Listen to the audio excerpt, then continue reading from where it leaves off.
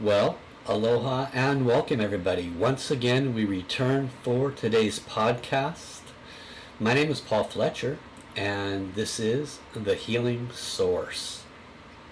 We are headlong into the final days of this season's podcast. This is season 11, and this season has been built upon the subject of divine flow. Some of you might be new, just stumbling across this, and I want you to subscribe. And you can enjoy listening to this, but make sure you go back to get the foundation for all of the wisdom that is being shared through the entirety of my podcast series. So this series is almost entirely about connecting with other souls. Divine flow is another word for channeling, and channeling is another word for connecting to information from outside of you. And as I talk about divine flow, divine meaning connecting to the source, flow meaning receiving a message. So divine flow is receiving a message from the source. Last week and the week before that, we touched on how you can receive information and messages from animals, for example, or from trees. Everything has a soul in the higher wisdom of understanding, because everything is created by source. Therefore, everything has the spirit of source within it. And since everything comes from source, clearly everything is on its return to source, but in between there is simply experience. And so divine flow assists us with managing our experiences in this thing that we call life. The thing I love about divine flow is I'm able to get answers where I am normally not able to find any. I can, of course, incorporate my mind to analyze and to break down possibilities and discern what might be the best choice based on logic. But the unique thing about divine flow is it has no roots in analysis or logic or existing information. Divine flow doesn't care about any of that. What divine flow understands is that the source and whatever souls you are connecting to have information that is not normally or readily available or accessible by the mind. Now, a good example of this is when we are talking about something that is, let's say, a future-paced issue, or something that happens unexpectedly and we just don't know what to do about it, right? Because it's new. We don't know how to react, we don't know how to respond. Another possibility is that we are exhausted and tired of reacting and responding the same way again and again. A good example of that is anger, resentment, always running looping thoughts in your head about what that person did to you or what that life upbringing was like. And so these can keep us stuck in our places in life. And so today's subject for divine flow is best practices for when to use divine flow. And so just in this conversation, I gave you a couple of examples. One might be a place that you are stuck. You've already analyzed it. You've already tried to implement certain processes to change it. You may be, for example, constantly find yourself in a looping thought of irritation around a specific person. Okay? And no matter what you've tried, there it is, still bothering you. This is a great opportunity to where divine flow can help you. Now, if you do not have this skill set, or if you haven't worked yourself up to a point of comfortability with a skill set like divine flow, then you would contact a master teacher like myself who has both learned it and teaches it, and then you just book a private session.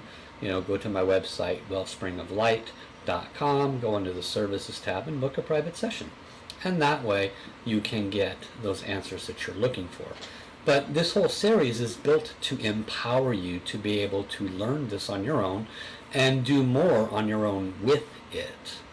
So when you take, for example, a looping condition that's constantly bothering you day in, day out, doesn't seem to matter what you do, you've tried this, you've tried that, you've talked to your friends, you've talked to your psychologist, you've talked to Chat GPT, maybe you've done all that and you're still not getting anywhere.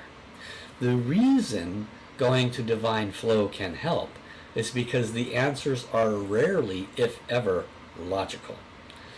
One of the things that I've experienced in doing divine flow is that the information, typically because I'm connecting to the source or I'm connecting to a very high being of light, the information is very typically filled with love. When you connect, you can actually feel the love flowing through you person, into your heart, and you can feel the love coming through the words. That changes the energy entirely. And it depends on, as I have taught in the previous 2 sessions, it depends on how you set it up as to the quality of the answer. So as a quick reminder to you, in the setup process, everything has a soul, so you want to invite the souls of all of those involved in the potential highest and best solution.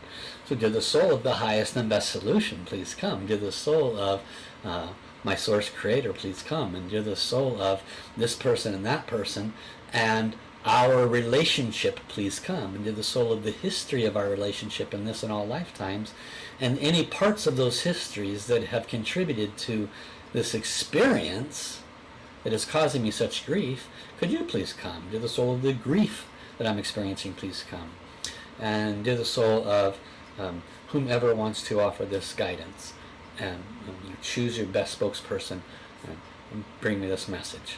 And so that is like the 3rd example I've given, maybe the 4th or 5th example of how you can call forth all of these, the souls of possibilities, the souls of the highest, the best answer, the souls of the question, the soul of the problem, the soul of the relationship, and so forth. Everything has a soul, and the purpose of every soul is to serve. And if you question if everything has a soul, just ask yourself, did the source create everything? If the answer is yes, then everything has a soul. It's very simple. Thoughts, doesn't matter what it is. Everything originates from source. So because of that, and because of the other truth that the purpose of every soul is to serve, which is a foundational, immutable truth, then it doesn't matter if it's a problem, it doesn't matter if it's a solution, they're all trying to serve you. So that's why you call them forth, and that's why you ask them to come prior to receiving the message.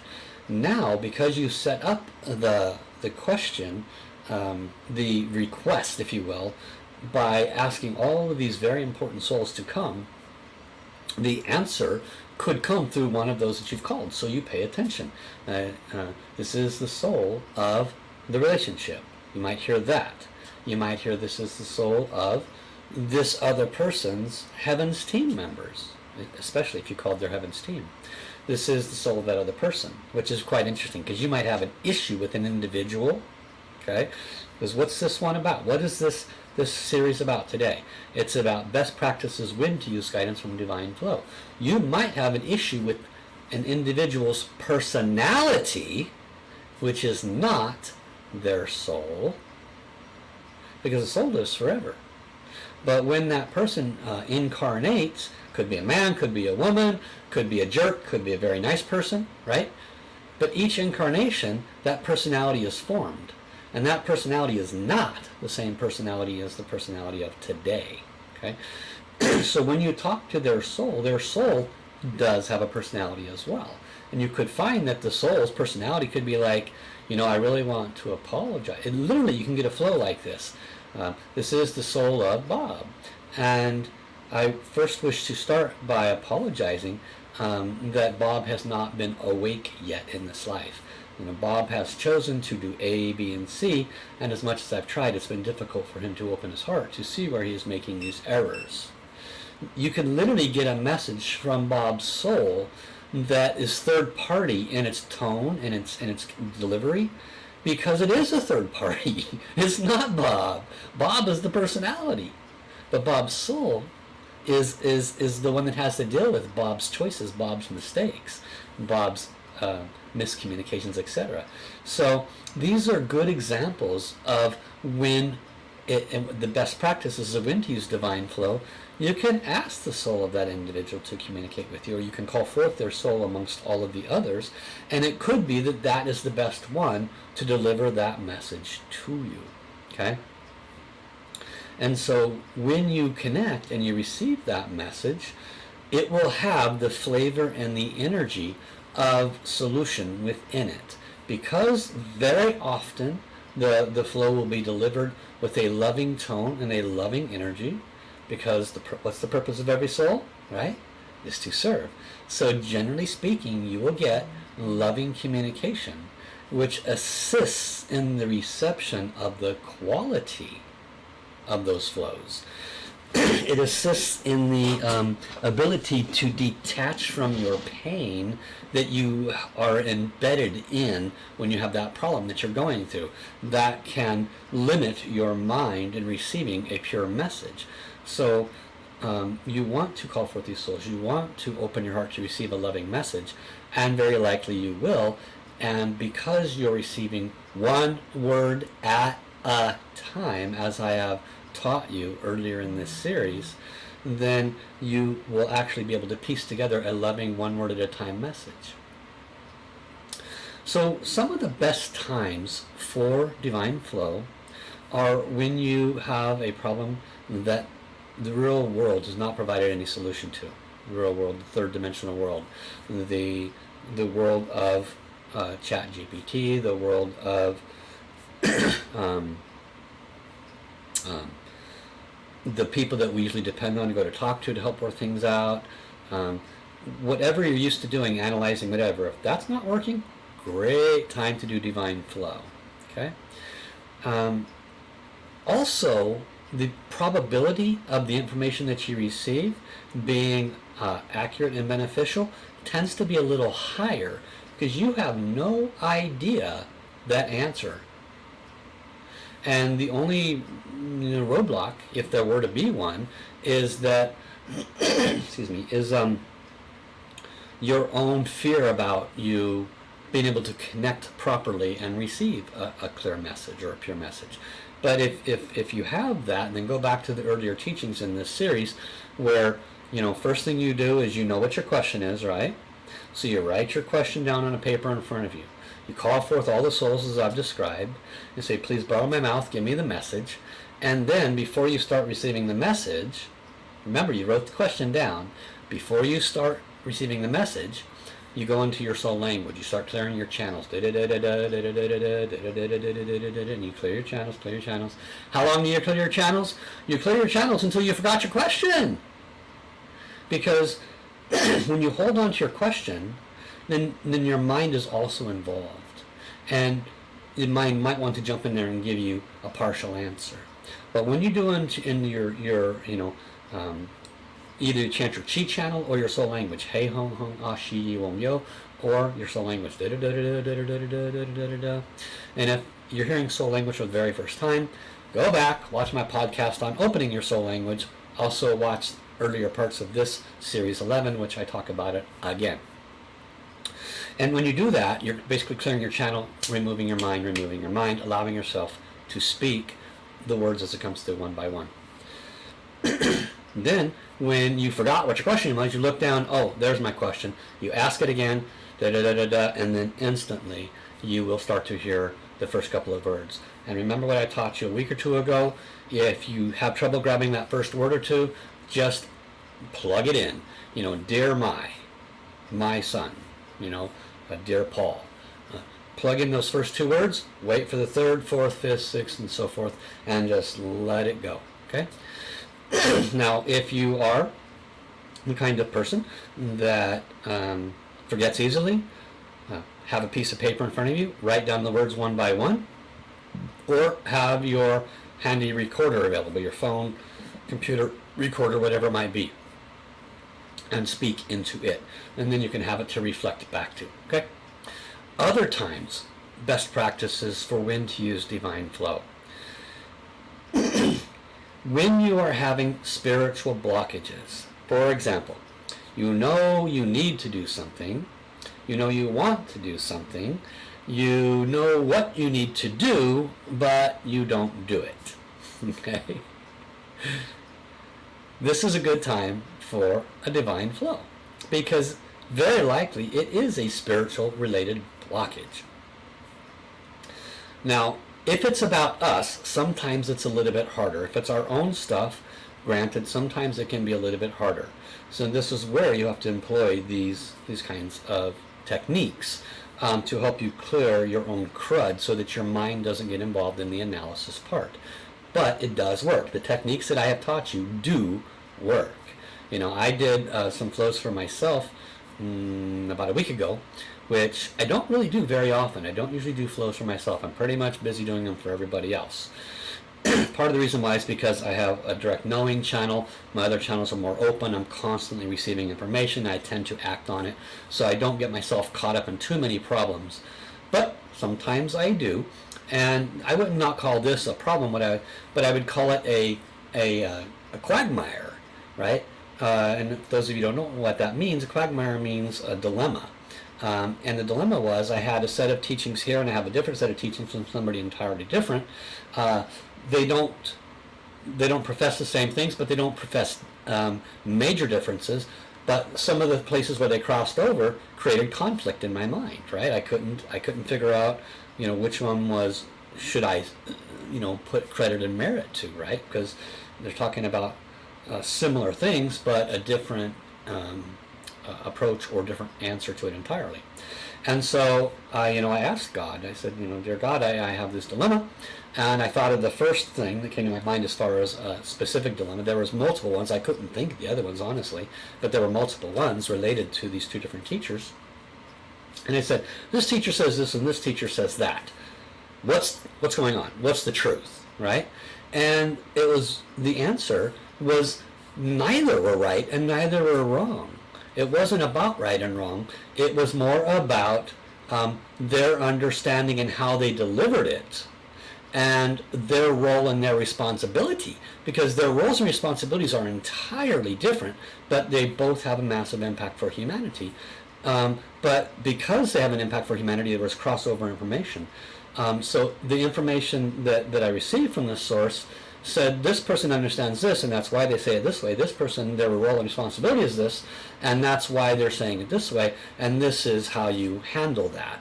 Made sense. Like, wow. And then another question came up, which I had forgot, another area where they crossed over. I said, well, what about this? I got another answer that made a lot of sense. What about this? There was 4 of them that came up, one after the other, and that question came up after I had received an answer to this, not really thinking about what that 3rd and 4th question was. And all of the answers just made a bunch of sense. Now for me, it was like deflating a balloon, because I had this balloon of frustration around this dilemma, not knowing where to place my understandings. So this is another good example. When you have a spiritual conundrum, so to speak, you can use this to help break that down to get the answers. And the key, using myself as an example, was I know my mind gets in the way. I know how I am, especially with my own stuff. When it was somebody else, yeah, my mind will jump in there because it has its own analysis, but I've gotten really good at just saying, just go away. And I just get into an empty space, receive the message, deliver the message. But with my own stuff, there's a lot more attachment going on there, right? So you really have to be cognizant when you're working on your own stuff. You have to use the tools and techniques as has been taught. Another area, and you guys can say hi. See a couple of you visiting me. Say hi in the chat. Love to acknowledge you. So another area where you want to pay attention to where and when to use divine flow is for others. You want to be able to offer others assistance and guidance, but you also want to recognize, as I have shared before, that you want the information to be free of you and your perspective and analysis. You do not ever want to use divine flow to push your perspective and analysis with fluffy words, okay? That that basically means you're manipulating. So don't go down that road. Okay? What you want to do is ask their soul to come. They have a heavens team, guides, angels, and saints, who are very knowledgeable. They're there to keep the person inside the bumpers, and they very much probably have the answers. You can ask the soul of another person if that other person is the problem between them, and their heavens teams, guides, angels, and saints. You can ask the soul of the relationship between them to come, right? And you can ask the source to come. But when you do this, it's a different bit of a setup because you're doing it for somebody else. So you want to set it up properly. Tell them, I'll do my best. I make no promises as to the accuracy of this. In my experience, if it feels right, it probably is right. If it doesn't feel right, then you can ignore it and throw it away. Okay? Give people that kind of information. It's kind of like when you're offering a Tao healing, you advise them what to do. Sit up straight, focus here, do a forgiveness practice while I'm offering the healing. You got to tell people what to do. And it's the same when you're delivering a flow. You tell them, receive this message with your heart. If it feels good, if it feels accurate, then it probably is. If there's a jab or a conflict in something that is said, pay attention to that jab. You might say, they might go, that feels good, yeah, that makes sense. Whoa, no. I have an issue with that one, right? It could be like 75%. So tell them, they might hear one or two things where you have a jab or an issue with, where it doesn't resonate with you. Make note of that. Don't dismiss it. Don't ignore it. Make note of it, because that might be a place where you need some healing. Okay? And this is an example of helping that person to receive the message with the highest propensity of success. This also sets you up for success, because when you deliver the message, you don't have attachment to the outcome. The hardest part for us as people that practice delivering divine flow is having attachment to the outcome. God, I hope it's right. God, I hope I don't mess this one up. Right? I have been there. I went through that for the first few years in delivering messages. And so it takes time. It takes practice. But you get to the point where you realize, I have no agenda here. I don't have any desire to bring harm to this person with the message. I only have a desire to serve and to help. And eventually means it might take you 6 months to a year to get to the point where you start to realize that there are words coming out of your mouth that you haven't used that word in 4 years. But Source will use that word. One of those souls will grab that word, and then they'll explain things in a certain tonality or way that doesn't really borrow your voice. And when you hear enough of those kinds of messages, you start to realize this is not really my voice. This is not me making, I'm not making this stuff up. I haven't used that word in a long time, and I don't really speak in that way, right? So these kinds of things validate that it's not you, that it's a message coming through you, and they assist you in being detached. Additionally, with time, you will get validation of the accuracy of that message. So with time, people will come back to you and say, remember when you said da-da-da-da-da-da-da-da? And if you're like me, you'll be like, no, because I don't remember. I mean, I hear it when it comes through, and I remember it in that moment, but a month or two later, I'm clueless what I said to that person, what came through. Well, it was true. It was accurate. I did what you said, and this was what happened. And you will start getting those. It might take, a few weeks to a few months before you start getting those feedbacks, because, I wasn't searching them out. They just kind of found me. Or maybe that person came back for additional service and received additional flow, and they advised me then. Earlier you said to do this, this, and that, and I did, and it made this difference, and now I have this problem, and that's why I'm coming back to you, because what you said before helped, right? And so when we are dealing with divine flow, we want to offer ourselves the most accurate information. We want to offer others the most accurate information.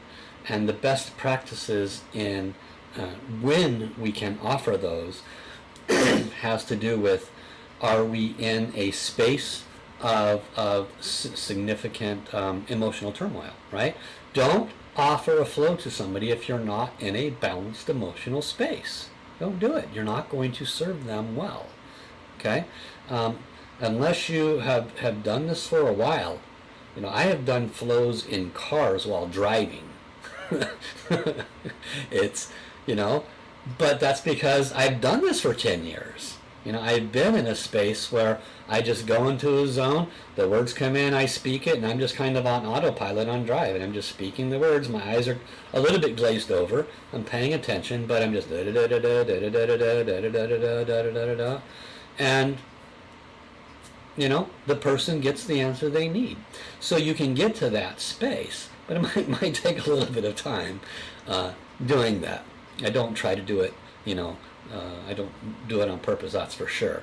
It just, in that particular condition, I've done it twice, but in both times I didn't have a whole lot of solution available to me for pausing. Be conscientious of your emotional state. Okay? Be conscientious of your rest and sleep state. You don't necessarily need rest. Some of the best flows have come through me when I am at the end of exhaustion. Just exhausted. Right? I got nothing. And I'm ready to sack out. I'm ready to turn off the brain and go watch some mindless TV or something, right? And then I get a call or I get a request for a flow. And before, I would be like, oh God, I don't know if it's going to be any good. But what I found was because my mind was so exhausted, there was no attachment, there was no possibility my mind was going to get involved. And so I was just like, okay, set it up, and very quickly the information would come through. And I could care less what it said because I was so detached and so just whatever comes through. I hope it helps you, right? And I don't mean that in a derogatory or negative way. But the point is, I was in such a space where it was easy for heaven. It was easy for the message coming through it was like water, because there was no part of me that could create a resistance. Isn't that interesting? So be okay with offering flow if you're exhausted. You'll be surprised. It probably can be very, very accurate. If you're on coffee and you're hyped up, maybe that might not be the best space. It could be your mind is too busy. Okay? Pay attention to your conditions.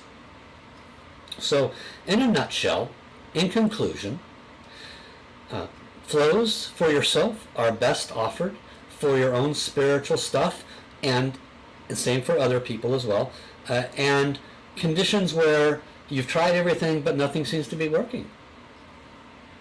Okay? Obviously, special blessings, things like that, it's great to receive flow because Akashic record can be accessed.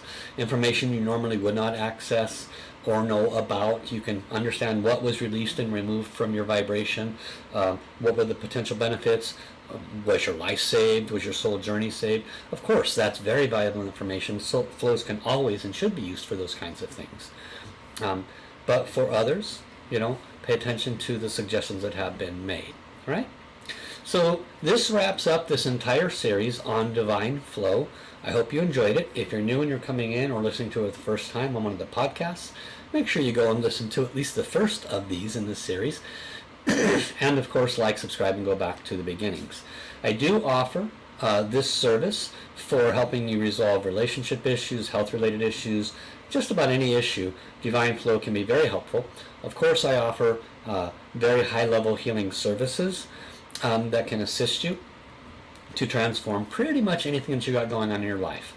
Never making promises, but having done this for 15 years, making a living at it for 9 or 10 years, something must be working.